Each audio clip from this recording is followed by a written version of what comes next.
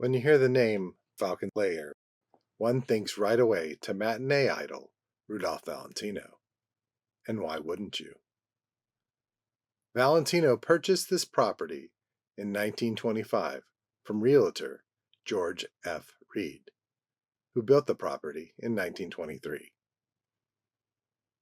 In Emily Leader's book, Dark Lover, The Life and Death of Rudolph Valentino, she describes the residence as a 2-level, 16-room Spanish-style villa with stucco walls, a red tile roof, hardwood and travertine floors, grand fireplaces, and wood beam ceilings. The 8-acre lot would be large enough to accommodate stables for Rudy's horses, kennels for the many dogs, a multi-car garage, and servants' quarters. He would name the property Falcon Lair in honor of the Hooded Falcon, an uncompleted film that Natacha Rambova wrote and Rudy wanted to produce. He bought the house and the additional acreage around it and exquisitely furnished it to bring Natacha back to him and to make it their home. But Natacha would never set foot in this house. Soon after its purchase, the Valentinos would separate. Valentino was living in the house for less than a year when on August 23, 1926, he died unexpectedly from peritonitis due to appendicitis and perforated gastric ulcers.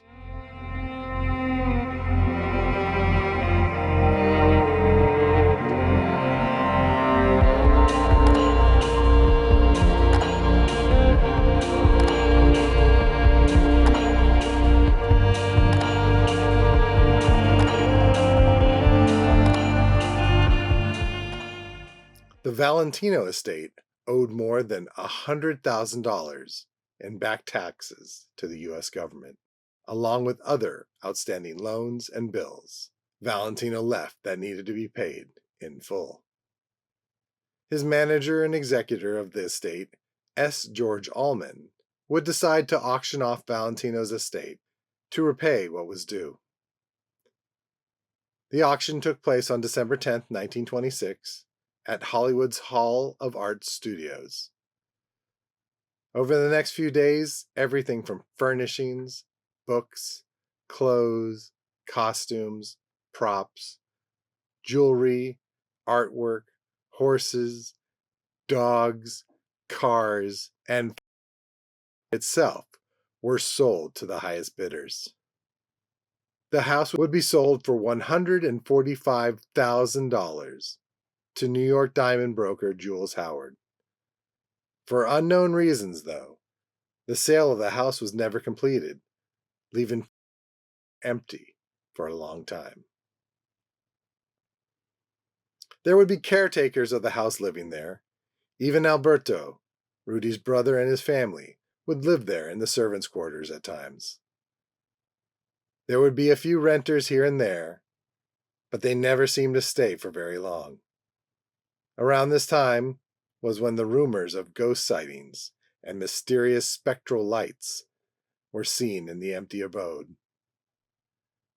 Sounds of footsteps, unearthly noises, moans, and doors opening and closing were experienced by these tenants. There were even articles and interviews concerning the ghosts going on at Falcon's Lair. In a December 1927 issue of Photoplay, a caretaker gives his first-hand account of the dealings with the ghost of Valentino. The eerie whispers still stir about the boulevard regarding the persistency of Valentino's ghosts in Hollywood. Gustav Mincenti, caretaker of Falcon Lair, Rudy's last home, swears that he has seen Valentino 3 times, moving quietly about the estate. Rudy's groom, Bill, who died recently, announced that he had often beheld Rudy clad in white riding breeches, standing in the stall of Firefly, his favorite horse. Well, with the caretakers neighbors, and renters all attesting to the weird or mystical things going on. There must be something to it, right? Maybe. Or maybe not, according to a few people calling shenanigans on supposed sightings. S. George Allman would tell a reporter, "I conducted extensive investigations into the reported supernatural happenings. Once, I had a deputy sheriff spend the night in the Falcon Lair. He found rats in the garage under the caretaker's quarters, and a hoot owl on a nearby hill were the chief contributors to the mysterious noises."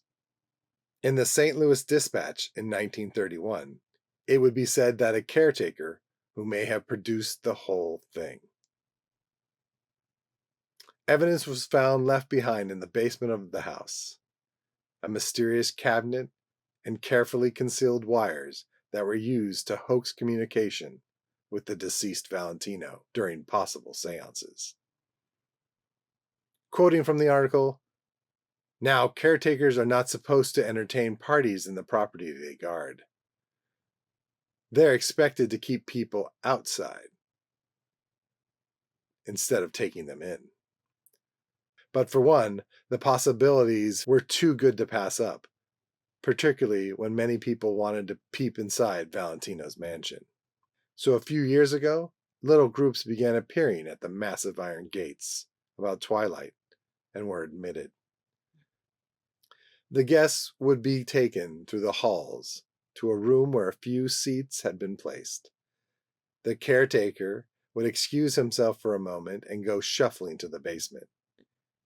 He would return and begin invoking the spirit of the departed Valentino to come in and be sociable. A cabinet downstairs had sliding panels and a network of wires and switches and gadgets.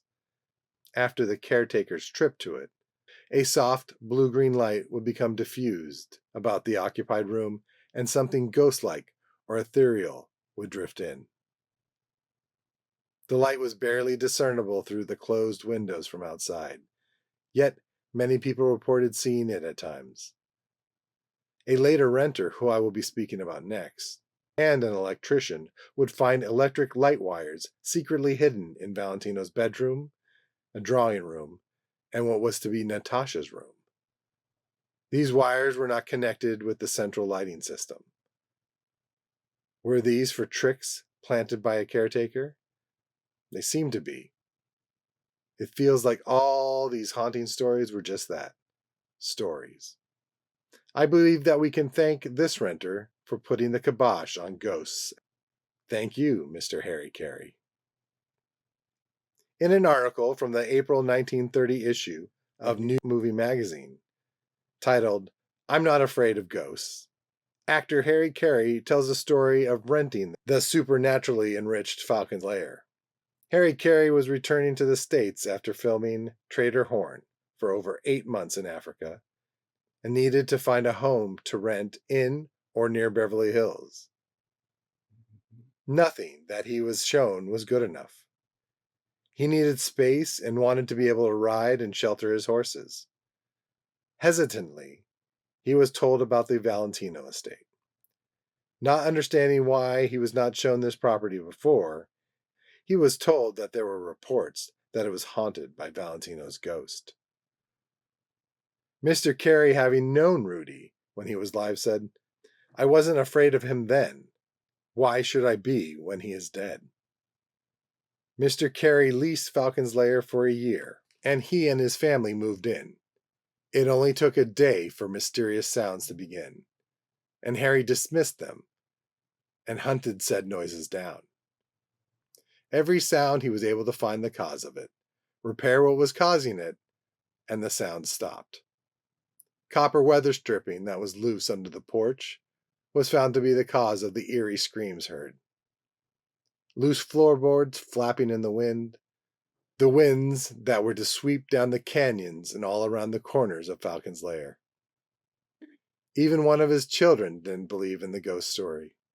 Afraid of a ghost? They don't even scare my 8-year-old boy Dobie. An ungodly rapping on the walls was heard the other night. It woke me up. As I lay in bed trying to locate the sound, which was somewhere in my room, Dobie yelled at me, "Hey, Pop, fix that darn shutter, will you?" I did, and that particular ghost went to sleep for the night. The Careys would indeed only stay a year in the house. They were missing the ranch life, and so it was left vacant once more. In October of 1934, Pola Negri visited Falcon's Lair and announced that she would soon purchase it. As to why, Pola would state, "Because Rudolph and I plan to live there after our marriage. I know he would be happy that the home is soon to be ours again." The desire on Pola's part was not to be, for it would be reported on December 11th that a Mr. Juan Romero would be purchasing the house. When asked what happened to Miss Negre purchasing the house, the administrator of the estate said she had made no offer, and the Bank of American National Trust and Savings Association were never approached by the actress. So that makes Pola out and Mr. Romero in. I've several differences to Mr. Romero's profession. He was a multimillionaire art dealer, designer, interior decorator, whatever his profession was. He purchased the house for a stunning $18,000. How could this house be so low? From what I could find in newspaper articles at the time, the sale was approved by a probate judge, Walter J. Wood. Now, why would a probate judge be involved for the sale of Falcon's Lair? Well, besides the issues of ghosts, the estate had been in litigation for several years. Valentino's siblings accused Rudy's former manager and executor of his estate, S. George Allman, of mismanagement of the estate, fraud, and misappropriation of funds. Mr. Allman would explain that Rudy was broke at the time of his death, hence the reasoning behind the auction to pay off his debts, which were reportedly around $347,000. He would end up resigning as executor and was found liable to repay $25,849.20. Mr. Romero would move into Falcon Lair and over the next couple of years would renovate the estate to its former glory. In a July of 1938 item in the Los Angeles Evening Citizen, the writer would say that Mr. Romero invested over $175,000 and 3 years' work fulfilling his dream of a villa perfect in form and comfort. The house had been reinforced with steel and in some sections had been redesigned to bring the feel of Valentino back into the home. Mr. Romero, who owned Valentino's collection of ancient armor, jewel-studded arms, rare books, the famous life-size portrait of the actor, and many of his costumes, valued at above $100,000, would place all these items back into the house. Falcon's Lair was alive again. Newspapers and magazines would write of the many lavish parties that would be held within its gates. One of these parties I found interesting, and I just have to mention it. In October of 1939, Mr. Romero threw a cocktail party for one Virginia Hill, a Birmingham beauty with movie ambitions. Some reports were that Miss Hill was actually living in Falcon's Lair. Unclear as to whether it was as a guest or a tenant. Now, when I read Virginia Hill, I instantly thought Bugsy Siegel. It turns out that indeed it was that Virginia Hill. Now, we all know that Mr. Siegel was murdered in Virginia Hill's Beverly Hills mansion in June of 1947 while she was in Paris. But what I didn't realize was the mansion was owned by Mr. Juan Romero. I guess they were very good friends. Well, thank you for letting me go down that rabbit hole, and let's get back to the story.